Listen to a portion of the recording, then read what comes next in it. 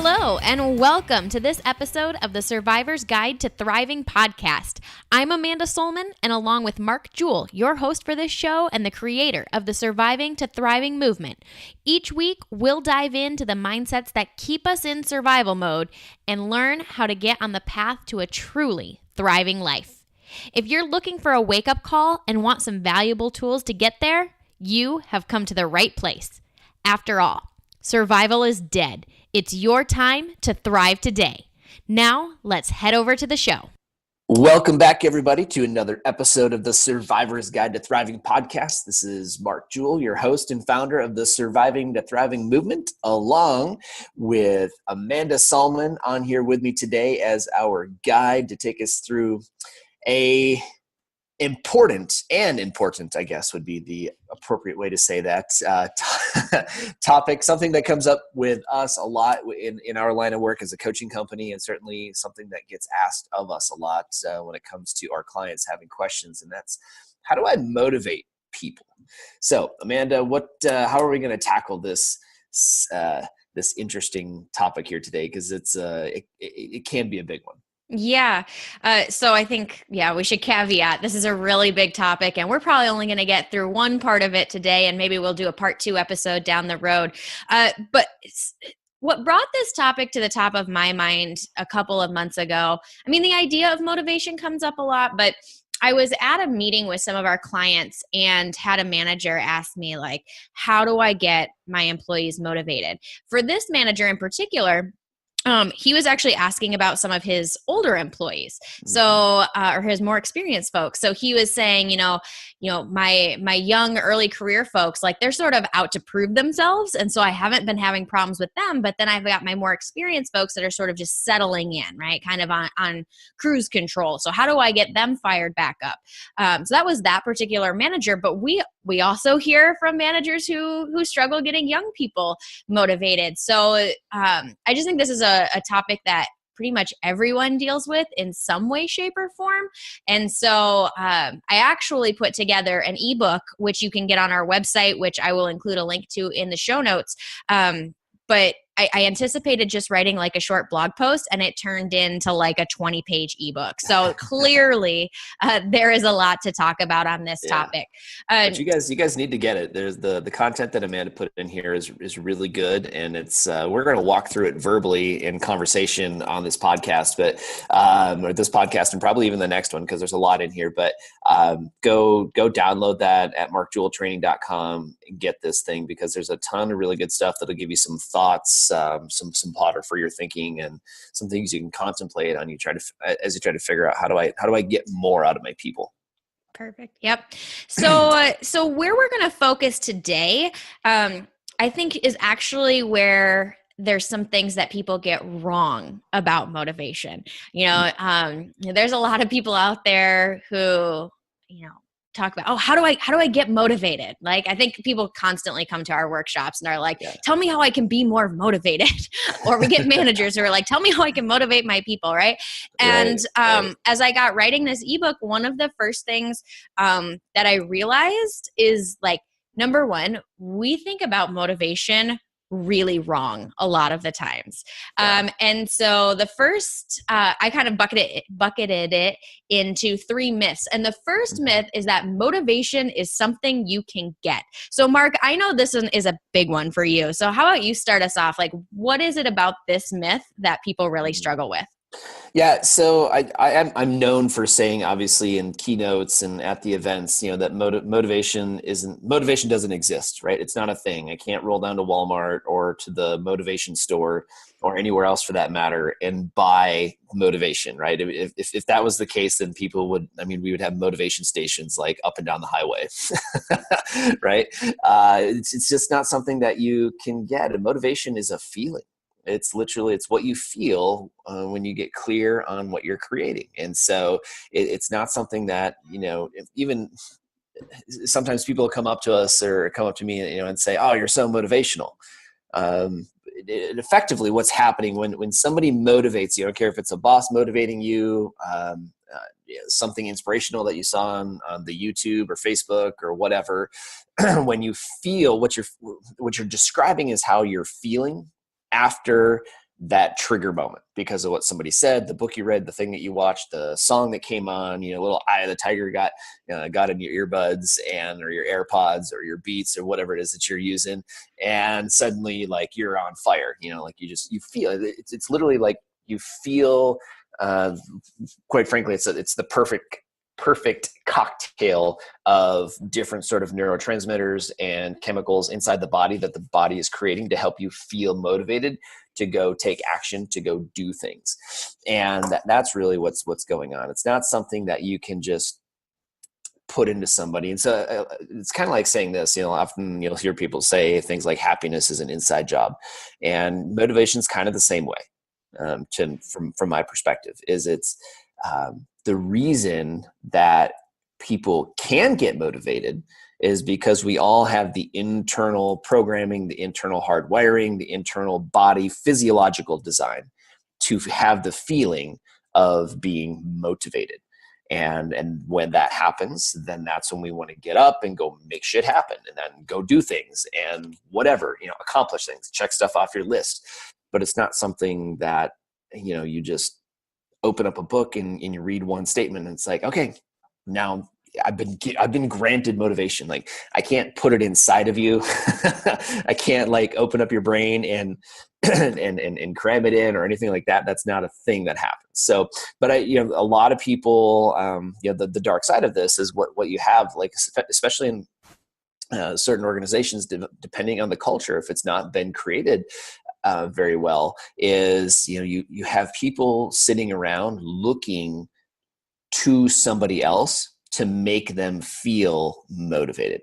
And that's where like this myth really goes off the rails, is like you literally have people sitting in cubes or sitting in offices or salespeople out on the road, like waiting for their sales manager, waiting for their boss, waiting for their department manager or whatever to make them feel something, to make them feel motivated. And that's where we say like, this workplace isn't very motivating. I'm not very motivated to go to work today, or whatever this, the statement that you make is.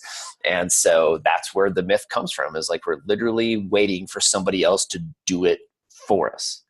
When the reality is it's totally an inside job. Yeah. So this myth, it becomes super passive. I mean, to your point, instead of being in the driver's seat of creating our own success, we're just waiting for someone else to grant that to us at some point in time. I think give you permission to be motivated. Yeah, exactly. Exactly. And like, we're not saying, don't listen to motivational speakers, don't listen to upbeat music, don't post quotes all around your cubicle. Like, we're not saying that at all. But, there's a lot of folks reading a lot of personal development books and watching a lot of motivational videos who don't do anything.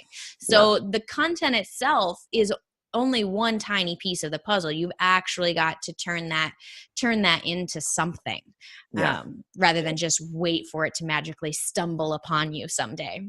Yeah. And this is something, Amanda, that's been coming up for me personally a lot lately with our trip to Colombia and just personal reflection on some of my stuff. The turn that's coming up is what something that's been given to me by somebody else, but it's radical self-accountability.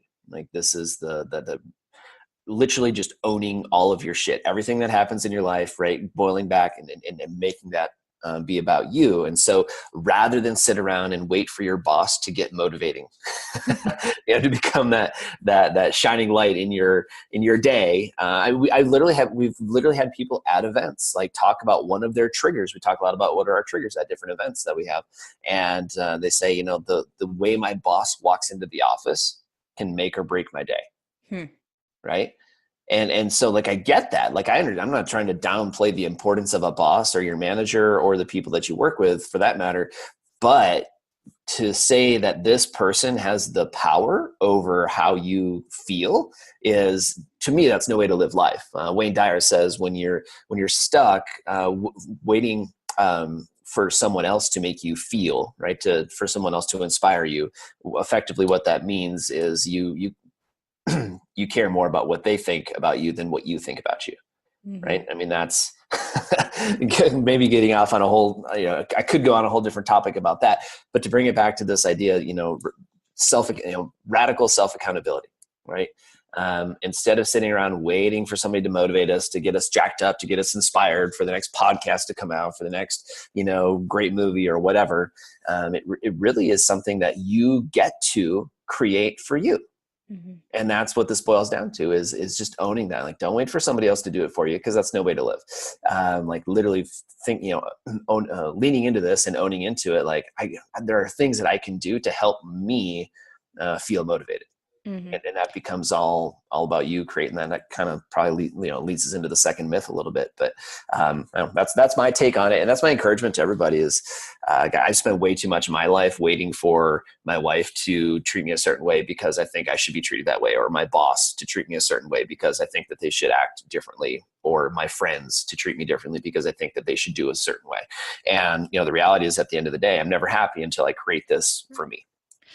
Well, and what's so interesting to me in that case, because it shows up we talk about this idea of whatever you call it, radical self-accountability, take 100% responsibility, however you want to phrase it, we talk about that idea a lot.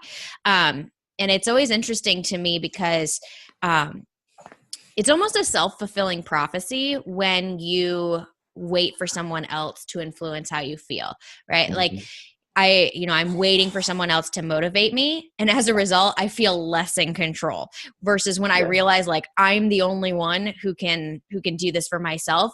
I actually feel more powerful because I'm like, well, crap, if I got myself into this, I can get myself back out of it. So like, right. I think that idea of realizing like this is in your control, it is really important because it actually, that thought can be kind of motivating in and of itself. Like, oh, yes, I can do something about this versus I'm just sitting here waiting for somebody else to do something. Yeah. So I think that's really important. You mentioned the second myth. So I think this is a really, really good time to transition into that. So, so the first myth was that, it's just something you get, which is not true. You can't go to the store and get it. The second myth is this idea that we can't take action until we get motivated. I do not know how many times I've heard, well, I can't work on that project because I'm just not motivated right now. Or I can't go to the gym because I just don't feel like it. Or I can't create something because I'm just not there yet, right? Like we are often waiting for this magical light of motivation to befall us before we actually do anything. Right. But the reality, like the way to break this myth is that there is a lot of research out there that says the act of doing often is what actually creates the motivation, right? When you start to take the steps, you become motivated out of that sense of momentum. Mm-hmm. Yeah, what you're saying is spot on. I mean, this myth is the whole, I'm throwing my pen around the room. This myth is like it's the chicken or the egg debate, right? Like which one came first? Did I get stuff done because I woke up motivated, or did I get motivated and then get shit done? Like which one is it? And let's be honest. I mean, if we're really being blunt about this, I mean, people just use this as an excuse. Like, I just don't feel motivated today, right? And again, this is just another way for me to blame somebody else or to put it on something else outside of me. Right. And so whatever, my boss is a jerk, or my boss doesn't pay attention, so I'm not motivated to work for them. I don't buy into this project, so I'm not motivated to work on it. This wasn't my idea.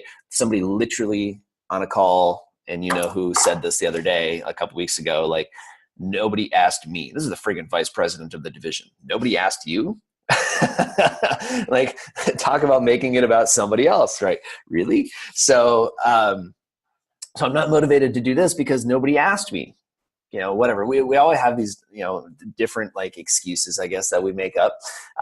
So we can't take action until we get motivated. I can distinctly remember, and I'm going to call my mom out just a little bit. Like, we know she listens, so be careful what you say. I love you, Mom, but there was some times when I was little, it's like, and I hear her say it to this day, like, I'm just not feeling very motivated today. I was going to get some stuff done, but I just didn't feel very motivated. And that's been built into my programming. And I've had to like work really hard, on my mindset stuff to get, beyond that. And there's still days where I'm like, oh, I just do not feel like doing this shit right now. So we're going to, it comes up and I got to recognize those triggers. But a lot of people get stuck. Like, I can't take action until I feel motivated. It's kind of like, I can't go down the road until I put some gas in my car or something like that. I mean, it's just literally feels kind of like that. And the reality is like, I could actually go down to the gas station with a gas can and get some gas if I need to, Mhm. and walk it back to my house and put it in my car so I can do stuff. So I mean, this one to me is just sort of self-explanatory, guys, based on what we said on the first one. But this, I see this happening a lot. I don't feel very motivated today. And so I'm going to put it off. And the reality is, to your point, Amanda, if you got something like you do one thing on your list and all of a sudden physiologically, okay, this isn't just like, a woo-woo feeling thing, like physiologically, your body rewards you for doing something. Okay. Mhm. So you actually get a dose of dopamine, a hit of endorphins, maybe some serotonin, some oxytocin, whatever. Like your body has all these little, neurochemical transmitter thingies inside of it that start working together, that create the perfect cocktail that starts floating around your bloodstream that your brain interprets as good. And then what happens, like anytime I cross something off my list, I get a little hit of dopamine. And so my body naturally creates that, and it's very addictive, but it's perfectly natural. So I guess it's okay, right? And so then I want to cross one more thing off my list, and that's where motivation comes from. That's when you start to feel motivated. It's like the little train that could. You do one thing and then another thing, and I think I can do one more. I think I can do one more, right? And that's where it literally comes from. And then as you start to do that and build that in over time, like you see people around you who you call like, oh, that person's so motivated. Like they're always getting stuff done. Why? Because they're in momentum. That's our definition of thriving, quite frankly, is when people are in momentum in life. And that comes from the whole idea of just taking one thing, getting it done, taking the next thing, and then focusing on what's the most appropriate thing to get done right now, because that will help me feel even better, right? What's the appropriate effort?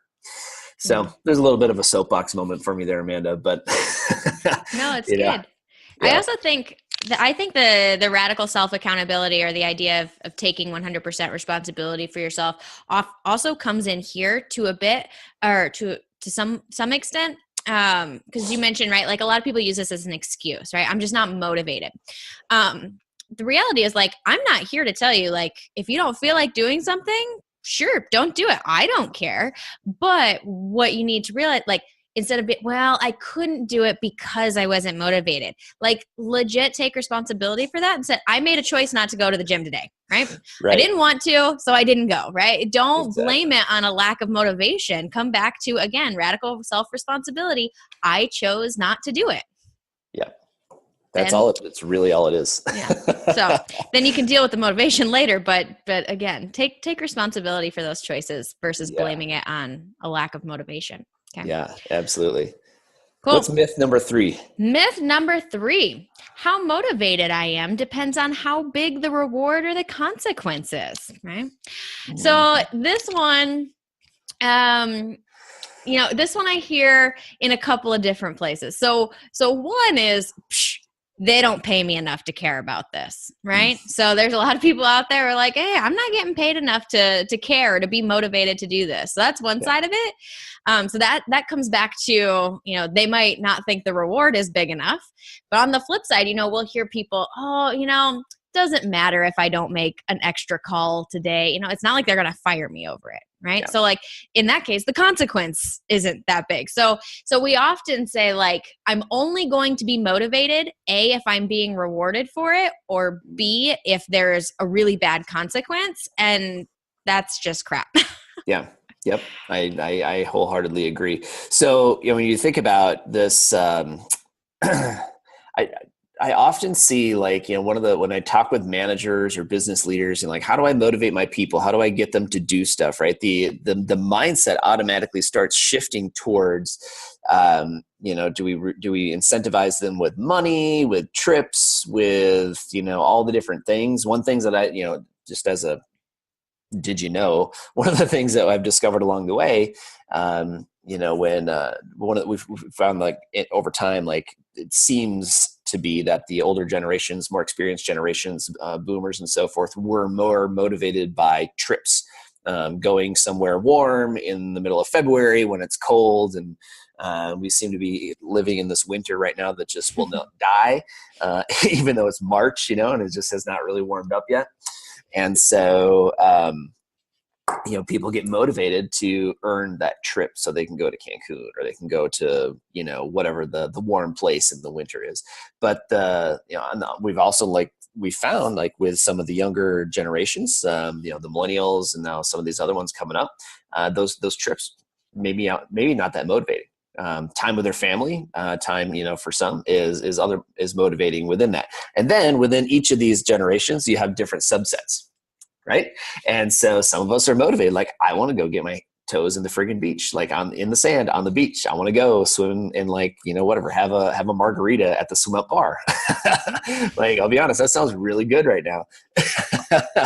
And so, different people get motivated by different things. And so how big or how small the reward, it really doesn't matter. Right. I'm going to say this, how appropriate, right, or how meaningful that reward really is the big thing. Some people are motivated by more money. I literally can't. We had one coaching client who came through here a while ago, who they're thinking about turning into a sales manager. And he didn't want sales manager responsibilities. And frankly, it wasn't even that good of a fit for him. What he wanted was the opportunity to make more money. And because he wasn't a sales manager, he was capped on his commission at that point. So I went back to the management at that company. Was like, hey, this guy, literally is just looking for more ways to make money. If he's if he's creating a margin and he's selling more products, why do you have to cap it? Right? You're going to lose a good salesperson over this. And so in that case, it really was about how big the reward was. How much more could I earn? Mm-hmm. In a lot of cases, people, I know for me, it's freedom. Right? I will sacrifice, even within this business, if I can delegate that responsibility to somebody else. So that gives me the freedom to hang with my kids. I know one thing Vanessa and I are working on right now is how can we create time where we actually as a family get to go maybe even to a different country for a couple, 3-4 weeks, where we can experience that as a team. And right now that, it's not very possible with both of our jobs and to do that, but we're we're pretty motivated to find a way to create that right now. So I'll work harder, in the short run to be able to create, a month at the lake or something, for the summer. So we're just looking at Northwest Iowa, going to Spirit Lake and, spending a month or two there where, the summer when we have a little bit more freedom and flexibility in the schedule. So anyway, we'll work really hard for freedom. Mm-hmm. Some people will. Some people work really hard just to have, to get that student loan paid off. I know that's a big one for you, right? Because that makes me feel free when I don't have the burden of debt, right? Right. So I don't know. That's my thought. It's not about the size, how big or small, and that becomes I think on maybe managers who aren't paying as much attention to their people, or I think honestly at this point we're kind of phoning it in. We have the resources available to be able to dive into our employees and look at our team deeper and find out what motivates each individual, as opposed to running a blanket system over everybody, because I don't think that works anymore. Mm-hmm. Agreed. Well, and I think this is a place where sometimes in certain companies too, we have conversations about fair versus equitable, right? Sometimes we think we need to create the same reward for everybody because that's fair, or the same consequence for everybody because that's fair. Yeah. To me, you talked about freedom. I don't know. Flexibility might come into that same conversation, right? A lot of companies talking about whether to allow people to work from home or to work from home a certain number of days of the week. And we tell them that they can't because that wouldn't be fair for everyone, right? So that might be, a reward or a consequence depending on the person. That we need to look at on a person by person basis versus a blanket, a blanket solution. So there's lots of ways that rewards and consequences show up. I think the key takeaway as to why this myth needs to be busted is it's not about, again, the size of the reward or consequence. It's about making sure that if you're using those, carrots and sticks, to use the analogy, that they're the right ones for the right people, because otherwise you're not going to get the results that you want. So I think that's the key takeaway for that. Yep. So, go ahead. Well, I just want to kind of hit on one thing, culturally speaking, within any organization, this is something to take a look at. And I don't care if you're running a classroom with kids and you're a teacher, or, you're running your household at home, or you're running a division of a company, or you're running a team. From a leadership perspective, like, I want to take inventory of like what's going on in my culture right now. Like, if I'm really struggling to get people motivated to do something, well, that probably reflects back on me as a leader, right? And like, what have I created within my team, which, where people don't want to get things done, right? Where people don't want to do stuff. And I know, like, I don't want to say like I get paranoid about this once in a while, but I always like, I want to pay attention. Like, I want to come and talk to you, Wade, John, and everybody else. I'm like, okay, like, what do we need to put on your plate? What do we need to take off the plate? How do we keep that moving along? I probably even need to check in on it more than I do, to keep practicing what I'm preaching. But I know for me, it's important to know, like, okay, are we on target? Are we continuing to create the culture within which people want to be motivated and do things and build things and create a kick-ass company? The term that we've used in the past is like being comfortable, being uncomfortable, all that, creating that kind of stuff. And, so where I see a lot of leaders, not paying attention is just like really not paying attention. See a lot of people say, well, I pay these people a lot of money, so they should show up and do the shit that I pay them to do. Like, somebody literally said this on a podcast, or excuse me, on a coaching call last week. I pay these people a premium. I expect them to just show up and do the work. Right. And that's what money is, one motivator, right? But it's a very extrinsic motivator. And as long as my basic needs are met, like, I'm not going to work any harder for you just because you pay me a bigger base salary or whatever, like, that's not it. Like, people need to be rewarded according to, the value that they're providing to the company. And so I just, that to me is lazy leadership. Like, that's not actually taking inventory of the real situation of what's actually going on. And so you can pay people, more money. If that doesn't like mean something to you and to them, to say, hey, like, you're getting more money because like, I need you to like, see, I appreciate what you do, and I want to make sure that you're fairly and equitably rewarded for the work that you're doing. Like, that speaks something totally different than like, hey, I'm going to give you 10 grand extra this year because I just need you to step it up. Right? I mean, that's a totally different, there's two totally different energies with that. And it doesn't happen, unfortunately. And people are starting to hear me talk more about this wake up corporate America stuff. And this is where I'm going with that message, is to help company people and organizations stop surviving and start thriving by waking up leaders to the fact that that is not acceptable anymore. Like, we can't get people to do more things for us simply by, paying, trying to buy our problems away, right? Trying to pay people to solve our problems for us. Like, there's certain things we can outsource and get rid of or whatever, but that's a big one right there. And that really, I get pretty fired up about that, because I just see leaders who are asleep at the wheel. They're tired, they're low capacity, and it's much easier to pay my employees, or at least think I'm paying my employees to deal with my stuff, rather than actually get into the nitty gritty with it. Like, let's throw this whole fairness thing out the window. We need to get rid of that idea and have individualized programs with each person. And maybe you make 10 grand less than the person sitting next to you, but you get ultimate flexibility to work from home 2 or 3 days a week, because you'll work harder for that than for 10 grand. Yeah. Right. Because there are people who very much will. That is a legit possibility, like a very, very legitimate reality. Like, people will take less money as long as I can just, hey, I'm happier, my bills are paid, I'm taken care of, my basic human needs are met, and I get to be home 3 days a week. I get to have lunch with my spouse when they come home for lunch, and we get to sit down, and that means more than money. So we need to be appropriate, I believe, with our reward systems, and not just creating these blanket things. Yeah.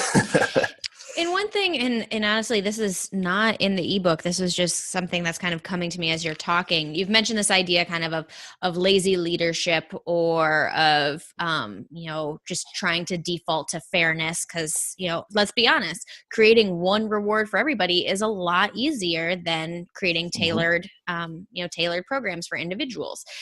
Or, the word culture has come up. One of the things that I think can also happen is if you are uh, if you are seeing a lack of motivation in your people, if you are a manager who is seeing a lack of motivation in your people, I would be curious where else within yourself or within senior management and leadership as a whole, there is also a lack of motivation, because, culture starts at the top. Yeah. And it trickles down through the ladder. So, I mean, I don't know, Mark, what you've seen, but, we often use the phrase, if there's something you dislike in others, there's a chance that it's also happening somewhere in your life right now. And so there's probably some reality to that from a motivation standpoint, as, if your team's not on fire, are you, as the manager, is your C-suite on fire? Like, maybe it's missing somewhere else too. Yeah, that was we literally almost just need to do a whole episode just on that topic right there, because I could go on for days. But my personal philosophy, and then obviously the philosophy that we've kind of adopted here is based on the whole idea of as within, so without. So if I'm seeing it in my external sphere, so outside my person, if I'm seeing it in my employees, if I'm seeing it in my company, in my team, in my family, etc., it literally is a manifestation of your mind. Like you have to have created that. It didn't happen to you. Nothing happens to you. You're constantly creating the world out in front of you. So that's kind of the base philosophy, one of the base philosophies, I guess, that I follow. And so if I don't like the way it looks, what I'm really seeing is I don't like the way something exists for me inside. If it's a trigger, then it's something that I'm sort of creating, because my highest version of myself wants to question whether this is something I want or not. So go back to your point on creating culture. The according to my master's work at Colorado State University, and some of my learning back in the 2010 to 2012 when I was doing my master's program, there's only 2 times when we can fully create new culture in an organization. Okay, the first one is when you start the company. And so as you're building the company, and if you're an entrepreneur, or you're starting a division within a company, it's kind of like I equate it to jumping off of a cliff, and then you build the airplane on the way to the ground. That's pretty much what I've been doing for the last 5 years now. And so there's one of the things that frequently gets missed, because people are more concerned with just getting bills paid and building the business, is we don't consciously create the culture of the company or the team or whatever. And so that becomes the focus. And we're not, we're just sort of expect everybody to show up and do what I pay them to do. That doesn't work from a culture standpoint. But whatever culture you create at the beginning is going to be very, very hard to get rid of. Whatever you create at the beginning is going to be very, very hard to get rid of. And so, that's what we've been trying to do, is create a very conscious culture, within our company of, something that goes above and beyond, that doesn't just settle for surviving. That's, constantly pushing and innovating and being comfortable, being uncomfortable, and all the things that we said several years ago. But the other time that you can create new culture in an organization is when you have a complete clean sweep of your leadership. And these are the 2 times. And so there has to be a complete commitment to new culture from the top down. So this is literally a board comes in and gets rid of all the executives and does a clean sweep. And then new people come in. That sends a message to the whole organization that everything is going to be different now. You can feasibly do that with the same people, but it has to be a complete paradigm shift for all those people at the same time. So if you're only bringing in just a new CEO, that CEO better be darn powerful, because if they're it's hard to overcome if there's still that old mindset floating around. Exactly. So that's where it's really tough. So it's much more likely to happen if the CEO wants to create change, and then has a clean sweep of all their vice presidents and other, C-level leaders within the company. And I think that's really important, because I think you can have some like mini versions of that, right? So maybe you hire a new division manager who is on fire, right? Or whatever. And, so they're struggling with an unmotivated team because the reality is they have a team with an old mindset from an old set of leadership, from, an old set of what was okay, right? So like, I do think sometimes, if you are kind of that manager who you're like, I am motivated, I am on fire, why aren't these people? It can be because you're dealing with a carryover that hasn't quite made it, or somewhere along the line in the organization, some hiring choices have been made, or some assignment choices have been made that people aren't in the right seat on the bus. So I do think there are situations where you can have some of those pieces still playing around. But if you haven't looked at yourself first, you're pointing the finger at the wrong people. So start with yourself, I guess, is where I come down on that. I agree wholeheartedly. It always is, whatever world you have around you is going, is just completely a reflection of the collective whole of your thoughts. What's interesting about our thoughts is, like, you have conscious thoughts, you also have subconscious thoughts, and you have a lot more subconscious thoughts than you have conscious thoughts.